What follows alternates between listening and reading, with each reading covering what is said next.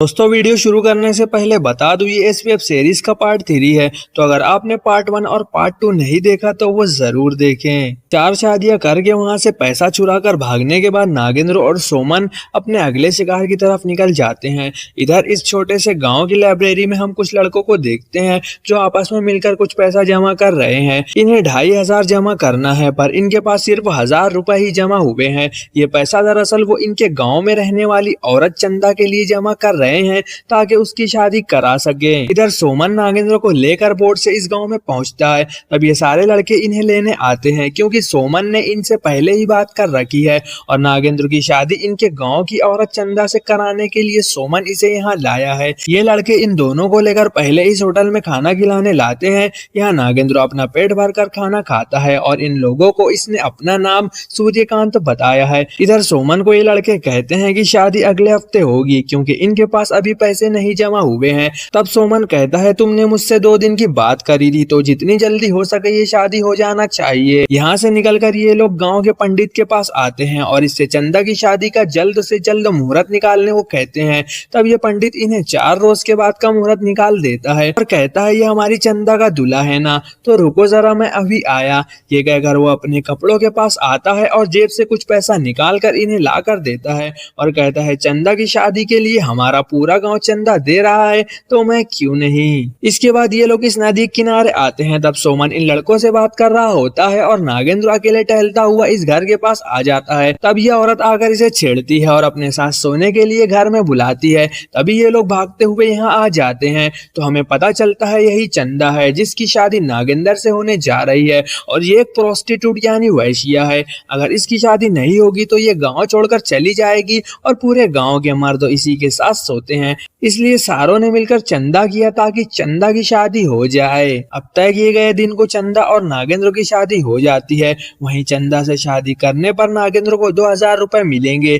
ये बात के मुताबिक ये लड़के नागेंद्र को 2000 देते हैं। तभी चंदा इससे ये ले लेती है और कहती है मैं तो आपकी बीवी हूँ इसलिए पैसे मुझे दे दो, मैं संभाल कर रखूंगी। अब चंदा एक प्रोस्टिट्यूट है इसलिए इनकी बात हुई थी कि 1 महीने तक नागेंद्र यहीं रहेगा, फिर वो अपने गाँव जाकर अपनी मर्जी से आता जाता रहेगा। इसलिए सोमन कहता है मैं कुछ दिनों बाद तुझे लेने आऊंगा और हम सारे पैसे लेकर भाग जाएंगे और ये यहाँ से चला जाता है। अब आज इनकी सुहागरात है। तभी एक आदमी आता है जो चंदा का कस्टमर है लेकिन चंदा इसे मना कर देती है। फिर ये इसे बताता है कि वो इसके लिए साड़ी लेकर आया है तो ये इसके साथ सोने चली जाती है और नागेंद्र यहीं बैठा रहता है। अब इसी तरह रोजाना इसके कस्टमर आते हैं जो चंदा के लिए तरह तरह के गिफ्ट लाते हैं और चंदा इनके साथ सोती है। जिन लड़कों ने इसकी शादी कराई थी वो भी दिन भर यहीं जमा रहते हैं और पत्ते खेलते हैं और नागेंद्र से खाने पीने की चीज और दारू मंगाते हैं और ये खुद नंबर पारी चंदा के साथ सोते रहते हैं और इस गांव में कोई ऐसा नहीं होगा जो चंदा के साथ सोने नहीं आता। इधर ये पुलिस वाला इन्हें ढूंढता हुआ इस लॉज में पहुंचता है जहां पहले नागेंद्र और सोमन रुके हुए थे।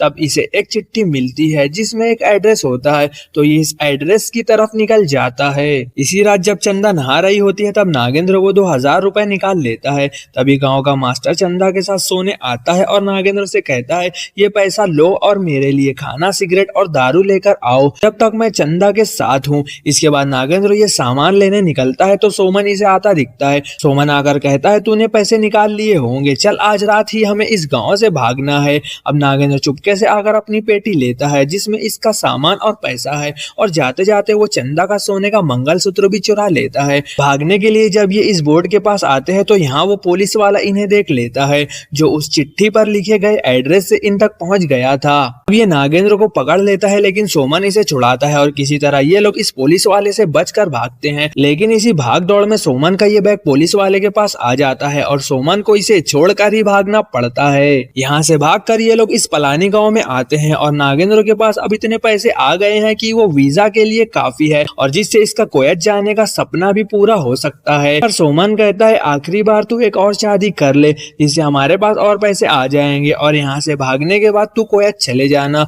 ये कहकर सोमन नागेंद्र को एक लड़की दिखाने लाता है और यहाँ भी रिश्ता पक्का हो जाता है। लेकिन नागेंद्र को अब ये बहुत गलत लगता है तो ये इससे कहता है मैं अब और लड़कियों की जिंदगी बर्बाद नहीं कर सकता, खासतौर से ये तो एक कुंवारी लड़की है। मेरा धोखा देकर भागने के बाद इसकी जिंदगी बर्बाद हो जाएगी और इससे कोई भी शादी नहीं करेगा। तब सोमन गुस्से में आ जाता है और कहता है ये सब मैं तेरे लिए ही तो कर रहा हूँ, तू मेरा जिगरी दोस्त है, इसलिए मैं अपना सब काम छोड़कर तेरे लिए ये सब कर रहा हूँ ताकि तेरा कोयत जाने का सपना पूरा हो सके। और तू इस वक्त तो मना कर रहा है जहाँ तेरा सपना बस पूरा होने ही वाला है। ये सुनकर नागेंद्र भी इमोशनल हो जाता है और इस शादी के लिए भी हाँ कर देता है। इधर ये पुलिस वाले को सोमन का जो बैग मिला था वो इसकी तलाशी लेता है तो इसमें से एक फोटो मिलती है जो पलानी गांव के एक फोटो स्टूडियो में खिंचाई गई थी और यहीं फिलहाल सोमन और नागेंद्र रुके हुए हैं। अब फाइनल किए गए दिन को नागेंद्र और इस लड़की की शादी हो जाती है, लेकिन अब भी नागेंद्र से रहा नहीं जाता और वो चाहता है अब आगे वो किसी और लड़की की जिंदगी बर्बाद नहीं करेगा। इसलिए अपनी सुहागरात की रात में नागेंद्र इस लड़की को सब कुछ बता देता है कि किस तरह इसने अभी तक 5 शादियां की और सारी लड़कियों को धोखा दिया और शादी में मिले हुए पैसे लेकर भाग निकला और ये इसकी 6ठी शादी है। ये सुनकर ये लड़की रोने लगती है और कहती है ये सब तुम मुझे शादी से पहले बताते ना। रोने के बाद लड़की कहती है मैं तुम्हें माफ कर दूंगी लेकिन वादा करो मुझे कभी धोखा नहीं दोगे, हम लोगों से कहीं दूर चले जाएंगे जहां तुम्हें कोई नहीं ढूंढ पाएगा। ये सुनकर नागेंद्र के मन का बोझ हल्का हो जाता है और वो खुशी से इसकी बात मान लेता है और सो जाता है। अब नागेंद्र सुबह उठता है तो ये अपनी बीवी को आवाज देता है पर घर में कोई नहीं होता। फिर ये घर के बाहर आता है तो यहाँ भी कोई नहीं होता।